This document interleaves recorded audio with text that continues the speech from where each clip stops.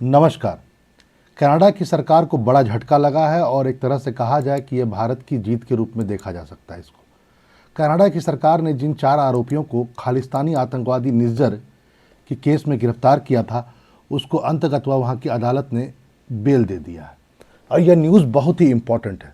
जी, निज्जर की हत्या में जो 4 भारतीय आरोपियों को बंदी बनाया गया था, उन्हें गिरफ्तार किया गया था, उन चारों को जमानत दे दिया गया है कनाडा की कोर्ट के द्वारा। यहाँ पर आप जरूर जानें इस बात को कि यह बात बाकायदा कहा गया है वहाँ पर कि इनकी अगली सुनवाई 4 फरवरी को होगी, ठीक है। लेकिन यह चारों आरोपियों को जमानत देना अपने आप में कनाडा सरकार पर कई प्रश्न चिन्ह लगाता है। चारों आरोपियों का नाम, जैसा कि आपको पता है, करण बरार, कमलदीप सिंह, करणप्रीत सिंह और अमनदीप सिंह है।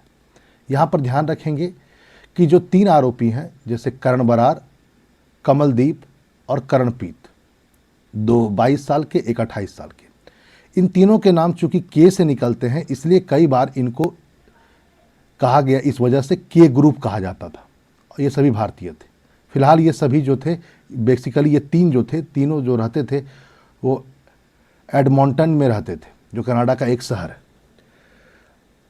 वहाँ से ही इन्हें गिरफ्तार किया गया था। जैसा कि आपको पता है कि जून 2023 में पहली बार भारतीयों का नाम घसीटा गया आतंकवादी या एक हत्या की मामला में, सिंपल कहूँ, हत्या के मामला में खींचा गया। आपको पता होगा कि जून 2023 में ही निज्जर की हत्या हुई थी और हत्या का आरोप 4 लोगों पर लगाया गया था। लेकिन तब तक सब कुछ सही था।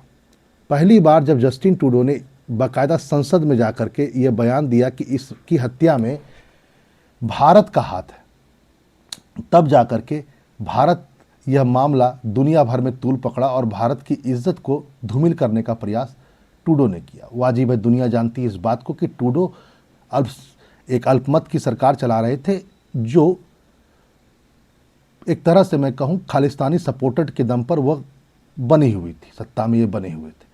और इस कारण से सबको पता था कि यह राजनीति से प्रेरित था और भारत का नाम जानबूझ करके घसीटा जा रहा था। लेकिन अब दूध का दूध, पानी का पानी हो चुका है। यहाँ पर एक बात और भी ध्यान रखें, वह यह है कि जो सूत्र बता रहे हैं वो यह बता रहे हैं कि 8 नवंबर, याद रखेंगे, 8 नवंबर को सुनवाई के दौरान सुप्रीम कोर्ट के समक्ष ये पेश हुए थे। काफ़ी पहले की बात है। लेकिन जब पेश हुए तो रिकॉर्ड जब अब छाना जा रहा है तो फिलहाल चारों के अरेस्ट पर एन लिखा हुआ है। आप देखेंगे चारों, करण बरार, अमनदीप, करणप्रीत, कमलप्रीत और करणप्रीत, ये चारों पर आप देखेंगे तो कस्टडी में यहाँ पर क्या दिखा जा रहा है, देखिए गौर कीजिएगा, ये चारों पर एन लिखा रहा है। एन का मतलब होता है फिलहाल ये कस्टडी में नहीं है, यानी सिंपल सी बात है, इनको फिलहाल डिटेन नहीं किया गया। चुनिंदा शर्तों के हिसाब से माना जा सकता है कि इनको जमानत मिल चुकी है। जैसा कि मैंने आपसे कहा कि ये चारों जो थे वो भारतीय थे और भारत सरकार को इसमें खींचा गया था कि चारों की हेल्प से भारत सरकार ने मरवाया। ये अपने आप में गलत बात है। यहाँ पर ये ध्यान रखेंगे वह यह है कि जैसा कि मैंने कहा कि शुरुआत के जो 3 थे उनका नाम के से शुरू था, तो के ग्रुप कहा जाता था। वैसे ये जो थे बेसिकली टेम्प्रोरी वीज़ा पर ये 2021 में कनाडा पहुँचे थे। इनमें से कुछ के पास स्टूडेंट वीज़ा भी था, लेकिन यह भी सच्चाई कि इनमें से किसी ने भी कनाडा में पढ़ाई नहीं की थी।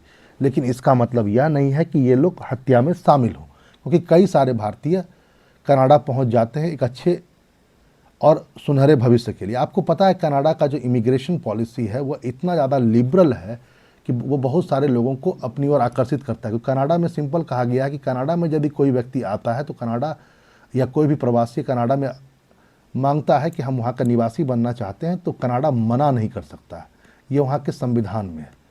तो इस कारण से चूँकि था मामला और अब जाकर ये बात कहा जा सकता है कि जिस हिसाब से ट्रूडो जी ने भारत को बदनाम करने का प्रयास किया था, अब यह मामला पूरी तरह से क्लियर हो चुका है और यह साबित करता है इन सब के एन आगे लिखा हुआ कस्टडी में कि ये सभी जमानत पर है। इसका मतलब सिंपल है कि निज्जर की हत्या में भारत का जो आरोप लगाया जा रहा था वो बिल्कुल बेबुनियाद था। कहीं ना कहीं निज्जर एक गैंग वॉर का भी शिकार माने जा सकते हैं, क्योंकि जैसे जैसे वहाँ पर खालिस्तानी लोग बढ़े वहाँ पर ड्रग्स और गैंग वॉर बढ़ा। ये मैंने पहले के वीडियो में ही बताया है। चलिए फिर मिलते हैं ये टॉपिक के साथ। नमस्कार।